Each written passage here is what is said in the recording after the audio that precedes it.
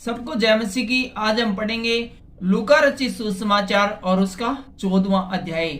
और इस अध्याय में हम देखेंगे फरीसी के घर में यीशु, नम्रता और आतिथ्य सत्कार और बड़े भोज का दृष्टांत और चेले बनने का मूल्य।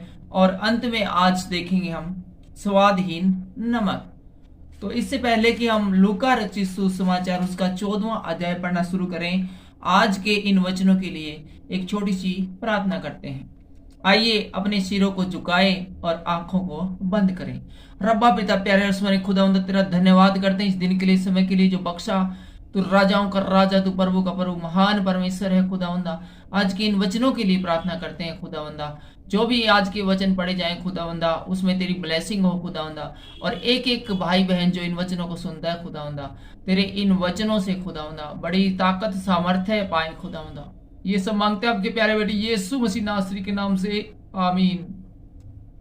तो चलिए शुरू करते हैं लूका रचित सुसमाचार और उसका 14वां अध्याय। इसकी जो पहली आयत है उसका शीर्षक है फरीसी के घर में यीशु। फिर वह सब्बत के दिन फरीसियों के सरदारों में से किसी के घर खाना खाने गया और वे उसकी घात में थे।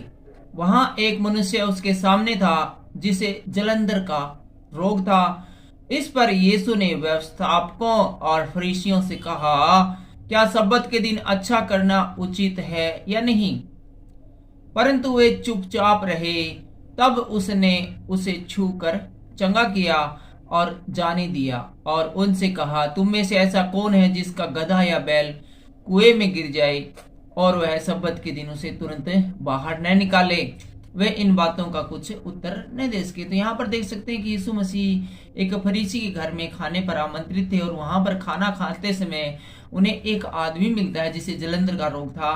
तो यीशु मसीह ने उन्हीं व्यवस्थापकों से पूछा कि किसी का भला करना सही है या नहीं सब्बत के दिन में, लेकिन उन्होंने इस बात का कोई उत्तर नहीं दिया। तो यीशु मसीह ने उस जलंधर के रोगी को छूकर चंगा किया और कहा कि तुम लोगों से तो कहते हो कि सब्बत के दिन ये काम मत करो, वो मत काम करो, लेकिन यदि तुम्हारा कोई गधा है वो कुएं में सब्बत के दिन गिर जाए या गड्ढे में गिर जाए तो क्या तुम उसको नहीं निकालोगे? यकीनन तुम निकालोगे, क्योंकि वो तुम्हारी संपत्ति है और जिसमें तुम्हारा भला होता है वो सारी बातें तुम करते हो।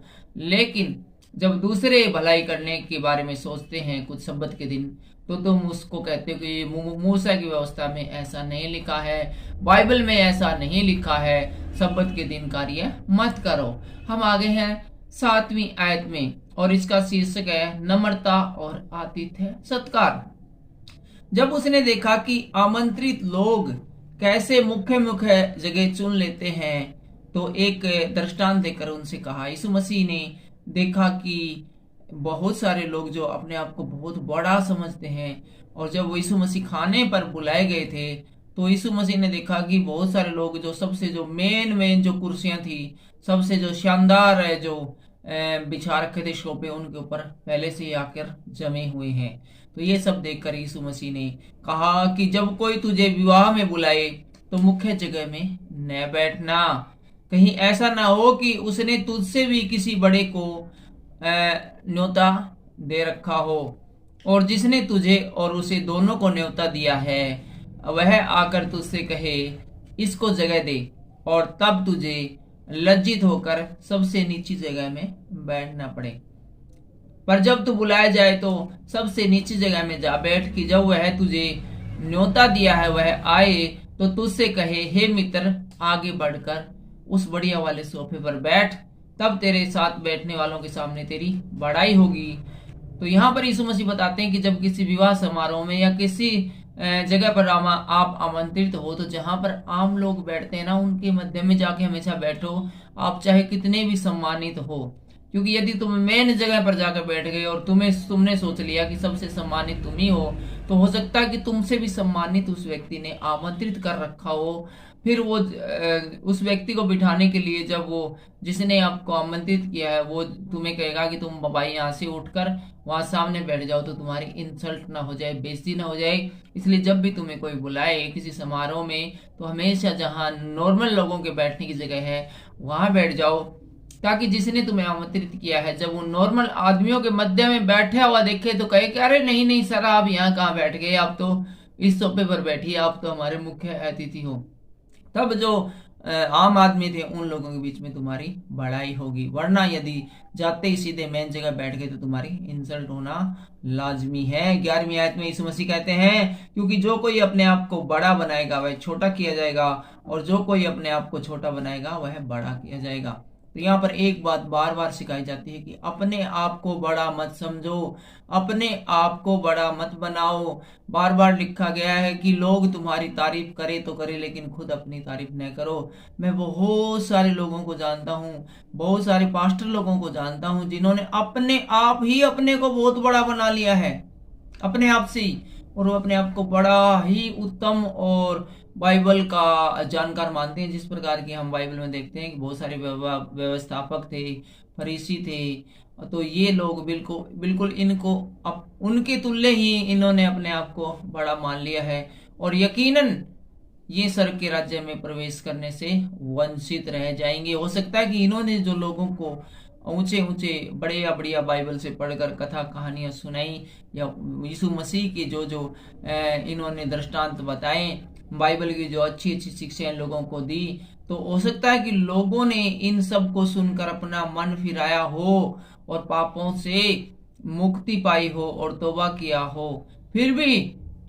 क्योंकि इन्होंने दूसरों को तो सिखाया पर इन्हीं चीजों को अपने ऊपर लागू नहीं किया, तो ये लोग भी इस दौड़ में जिसमें कि जीवन की पुस्तक में नाम लिखा जाना है वंचित रह सकते हैं। और वो व्यक्ति जो इसकी शिक्षा पाकर स्वर्ग में जाएंगे, तो उस समय ये आदमी है अपने आप को अपमानित करे समझेगा और देखेगा कि जिनको मैं सिखाता था, जो कि मेरे पास आकर मेरी क्लास में सीखते थे, वो आज स्वर्ग में चले गए और मैं आज नरक में डाला जा रहा हूँ। क्यों? क्योंकि जो सीख गए थे उन्होंने अपने आप को बड़ा नहीं बनाया, बल्कि उन्होंने और लोगों को भी सिखाया। जबकि जो अपने आप को बगैर मतलब के बगैर बात के बड़ा बना लेते हैं, यकीनन उनसे छोटा तो कोई है नहीं, हो ही नहीं सकता। 12वीं आयत में लिखा है, जब उसने अपने न्योता देने वालों से भी कहा, जब तू दिन या रात का भोजन करे तो अपने मित्रों या भाइयों या कुटुंबियों या धनवान पड़ोसियों को न बुलाना, कहीं ऐसा ना हो कि वह भी तुझे न्योता दे और तेरा बदला हो जाए। तो यहाँ पर जो न्योता देने वाला था उनको भी यीशु मसीह कहते हैं कि जब भी आपको कोई पार्टी शार्टी करनी हो, कोई आयोजन करना हो, तो अपने बराबरी वालों को मत बुलाओ, क्योंकि बराबरी वालों को बुलाएंगे तो वो भी तुम्हें अपने जश्न में शामिल करेंगे जब उनकी होएगा। तो इस प्रकार तुम्हारा जो आदान प्रदान हो गया, एक दूसरे का बदला उतर गया। तो इसमें कौन सी तुमने वो बड़ी बात कर दी? तुमने खिलाया है अभी 100 लोगों के, तुम उनके घर जाकर, वे तो तुम्हारे घर में 2-2 3 दिन आए, हो सकता है तुम्हारा बहुत बड़ा परिवार हो, तुम पूरे 100 रुपये उधर डाल के और 500 का खाना खा कर आओ। ये कोई जश्न, ये कोई पार्टी नहीं है, ऐसा मैंने यीशु मसीह बताते हैं। बल्कि तुम जब जश्न मनाओ, पार्टी करो, तो ऐसे लोगों को बुलाओ जो तुम्हें जानते नहीं है, या फिर गरीब टाइप के हैं या भिखारी टाइप के हैं, जो कि खुद ऐसे आयोजनों का खर्चा नहीं उठा पाते, या फिर खुद में जो है ऐसे आयोजन नहीं कर पाते, ताकि जब वो तुम्हें इसके बदले में न बुलाएं। परंतु जब तू भोज करे तो कंगालों, टूंडों, लंगड़ों और अंधों को बुला, तब तू धन्य होगा, क्योंकि उनके पास तुझे बल्ला देने को कुछ नहीं, परंतु तुझे धर्मियों के जी उठने पर इसका प्रतिफल मिलेगा। यस, यहाँ पर बताते हैं कि तुम ऐसे लोगों को खिलाओ पिलाओगे जो कि बहुत गरीब है, अंधे हैं, लंगड़े हैं, लूले हैं और गरीब टाइप के हैं, ऐसे लोगों को यदि तुम खिलाओ पिलाओगे तो इसका बदला तुम्हें जो है वो इसका प्रतिफल तुम्हें धर्मियों के जी उठने पर मिलेगा। इस बात की टेंशन मत करना कि मैंने इन लोगों को खिला दिया, मुझे क्या मिलेगा। आपको इसका रिजल्ट है, परिणाम है, अच्छे परिणाम है, इसका बदला कई गुना अवश्य मिलेगा, लेकिन थोड़े समय के बाद। इसलिए हमेशा ही ऐसे लोगों को आपने खिलाना पिलाना है जो कि सामर्थ्यवान हो। और अब हम देखते हैं 15वीं आयत, यहां लिखा है बड़े भोज का दृष्टांत। इसके साथ भोजन करने वालों में से एक ने ये बातें सुनकर यीशु मसीह से कहा, धन्य है वह जो परमेश्वर के राज्य में रोटी खाएगा। तो यीशु ने उससे कहा, किसी मनुष्य ने बड़ा भोज दिया और बहुतों को बुलाया। जब भोजन तैयार हो गया तो उसने अपने दास के हाथ आमंत्रित लोगों को कहला भेजा आओ अब भोजन तैयार है। पर वे सब के सब क्षमा मांगने लगे। और पहले ने उनसे कहा, मैंने खेत मोल लिया है और अवश्य है कि उसे देखूं।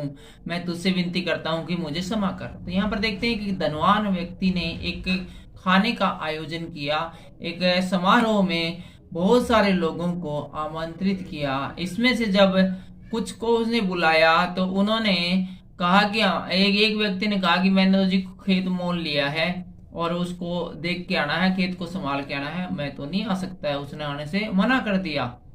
दूसरे ने कहा, मैंने 5 जोड़े बैल मोल लिए हैं और उन्हें परखने जाता हूँ, तुझसे विनती करता हूँ मुझे क्षमा कर। जब दूसरे एक और के पास नौकर बुलाने गया तो उसने कहा, भाई मैंने तो 5 जोड़ी बैलों के लिए और मैं उनको परखने जा रहा हूँ, वे सही है कि नहीं, तो मैं तो नहीं आ सकता तुम्हारे समारोह में, मेरे को माफ कर। एक और ने कहा, मैंने विवाह किया है इसलिए मैं नहीं आ सकता। तो फिर एक और बोला, मेरी तो नई शादी हुई भाई, मैं तो हनीमून पे जाने लग रहा हूँ शिमला, मैं को नहीं आंदा खाने पीने के ऊपर। उस दास ने आकर अपने स्वामी को ये बातें कह सुनाई। तब घर के स्वामी ने क्रोध में आकर अपने दास से कहा। तो जब वो जो नौकर जी जिन्होंने इन 3 लोगों की बातें सुनाई, इस प्रकार के लोगों की बात सुनाई, जी आपने तो बहुत बढ़िया खाना बनाया, सब कुछ कराया, लेकिन लोग तो आने के लिए तैयार नहीं है इस खाना खाने के लिए, जश्न मनाने के लिए। तो ये बात सुन के उसका स्वामी, घर का स्वामी है जिसने ये आयोजन किया था, बहुत ही गुस्से में हो जाता है और अपने दास से कहता है, नगर के बाजारों में और गलियों में तुरंत जाकर कंगालों, टूंडों, लंगड़ों और अंधे को यहाँ ले आओ। तो वो कहता, कोई बात नहीं भाई, नहीं आई तो नाड़ दे, अपने तो बाजार में जा, कोई भी तने बैठा दिखा नहीं, मांगनी है, खानी है, भिखारी टाइप के और भूखे, नंगे, लंगड़े, अंधे, सबको तो बुला लिया। आप आज उनकी ऐश करवाते हैं, उनको आज VIP 5 स्टार खाना खिलाते हैं। दास ने फिर कहा, हे स्वामी, जैसा तूने कहा था वैसे ही किया गया, और फिर भी जगह है। तो वो जाके ना अंधे, लंगड़े, भिखारी, लूले, लंगड़े सबको ले आता है और इनको खाना खिला लिया। लेकिन वो कहता है, जी खाना तो और भी बच रहा है अभी स्वामी जी, इन्हें तो आपने जैसा कहा था मैंने कर लिया। तो स्वामी ने दास से कहा, सड़कों पर और बाड़ों की ओर जा और लोगों को विवश करके ले आ, ताकि मेरा घर भर जाए। मतलब कोई बात नहीं, तू और जा, जो भी तने परदेसी है और है कोई भी है, जल्दी से उनको सबको ले आ। नहीं आओ तो ठीक है, नहीं साढ़े बंदूक लगा के चाहे कान के तू लेके आ, लेकिन मेरा घर है वो मेहमानों से भरा नजर आना चाहिए, क्योंकि मैं तुमसे कहता हूं कि उन आमंत्रित लोगों में से कोई मेरे भोज को न चखेगा। बोला कोई बात नहीं, अपन तो जो वो नखरे दिखाओ दे ना, भाई मैंने नई बैल की जोड़ी खरीदी है, मैंने नया खेत मोल लिया है, मेरी नई शादी होनी है, अपन तो उन बंदा ने नहीं बढ़न देना है और ये भोजन है उन लोगों को खिलाना है जो कि मान लेंगे इस जो कि पहले समझे गए थे कि इस भोजन को खाने के योग्य नहीं। ये दृष्टांत कहने का मतलब क्या है? ये कहने का मतलब ये है कि जिन लोगों को अवसर दिया है स्वर्ग में जाने का, ऐसे लोग हैं वो बार बार समझाने पर भी यदि उस अवसर का लाभ नहीं उठा पा रहे हैं तो ऐसे लोगों को अवसर दिया जाएगा जिन्हें की शुरुआत में इस योग्य नहीं समझा गया था कि उन्हें स्वर्ग में भेजा जाए। आप सपोज करो कि स्वर्ग में एक संख्या मान लो कि वहां पर 10 करोड़ लोगों को है वो भेजा जाएगा, बाकी सबको नरक में भेजा जाएगा। अब ये संख्या उन लोगों से जो कि चुने हुए हैं उनके द्वारा पूरी नहीं होती है, तो जो दूसरे लोग हैं जिनको कि पहले यहाँ जाने के लिए आमंत्रित नहीं किया गया था, तो ऐसे लोगों को डाला जाएगा। और जो नखरेबाजी करते हैं, कहते हैं जी ना जी जिंदा परमेश्वर है ही नहीं, यीशु मसीह कौन, यीशु मसीह, और जो वचन से प्यार नहीं करते, ऐसे लोगों को पूरी तरह से बैन कर दिया जाएगा कि वे किसी भी रीति से स्वर्ग के अंदर प्रवेश न करने पाए और उनका जीवन है वो जीवन की पुस्तक से ब्लॉक कर दिया जाए। जिस प्रकार हम किसी का नंबर अपने फोन बुक में ब्लॉक कर देते हैं। और हम आ गए हैं 25वीं आयत में और यहाँ का शीर्षक है चेला बनने का मूल्य।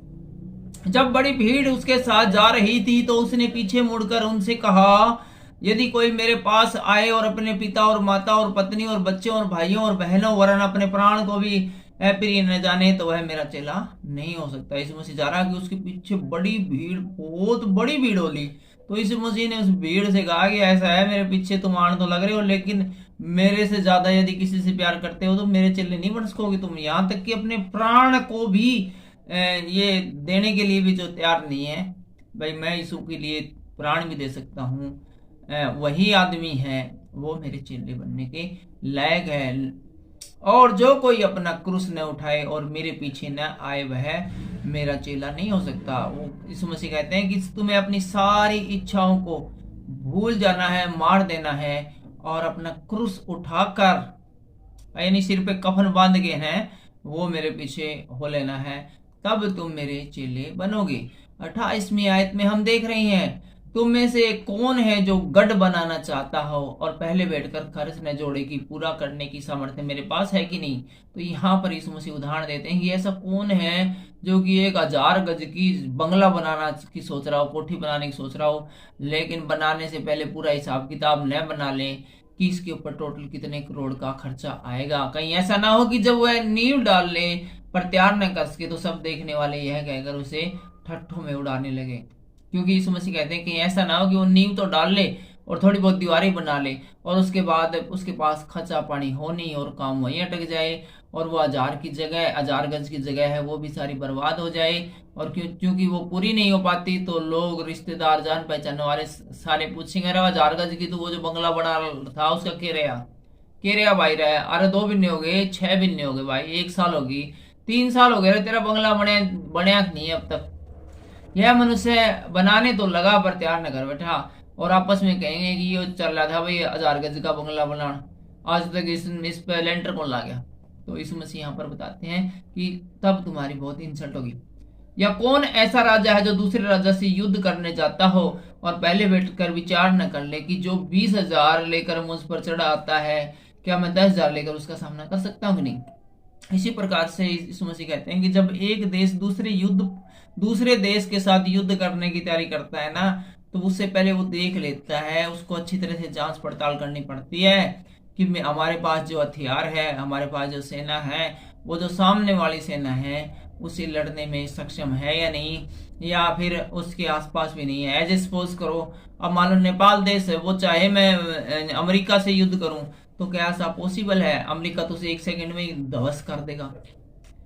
तो इसी प्रकार से है, क्योंकि नेपाल एक छोटा सा गरीब देश है, अमेरिका दुनिया का सबसे अमीर देश है, तो उसके पास ऐसे हथियार है, न टेक्नोलॉजी है, न सैनिक है। इसी प्रकार से जो बड़े देश हैं जैसे रूस है, चाइना है, उत्तर कोरिया है, ये तो सोच सकते हैं कि हम अमेरिका से युद्ध करके उसको हरा सकते हैं। नेपाल यदि युद्ध करे तो भूटान के साथ युद्ध करे तो जीत भी सकता है, बांग्लादेश के साथ करे, क्योंकि छोटे मोटे देश है आपसी में। तो अपनी औकात को मद्देनजर, अपनी पावर को, अपनी शक्ति को मद्देनजर रखते ही युद्ध लड़ा जाता है कि मैं जो 10,000 से अपने सैनिकों को लेकर उसके 20,000 सैनिकों से लड़ने जा रहा हूं, तो क्या ये जीतने में भी सक्षम है या नहीं तो उसके दूर रहते ही वह दूतों को भेजकर मिलाप करना चाहेगा।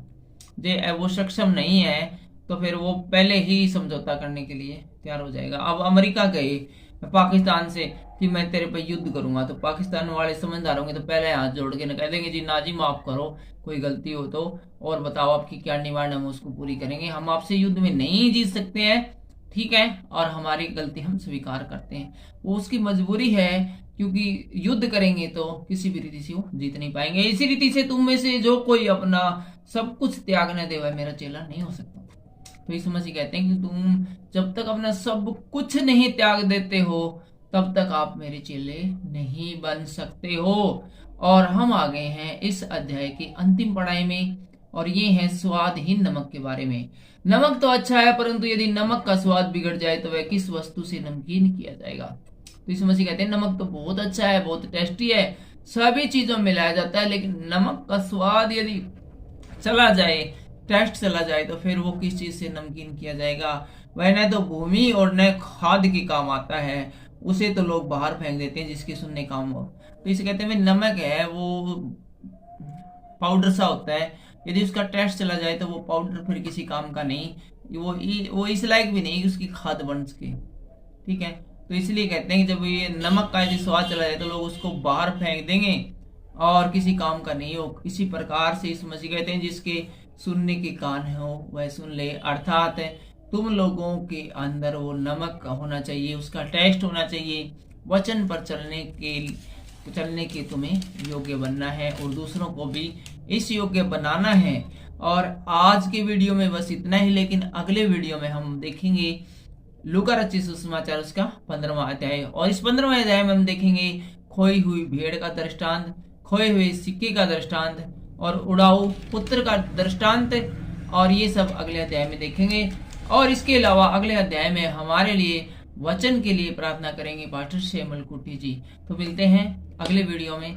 आज के वीडियो के द्वारा परमेश्वर आपको असीम शांति दे सबको। जय मसीह की, जय हिंद।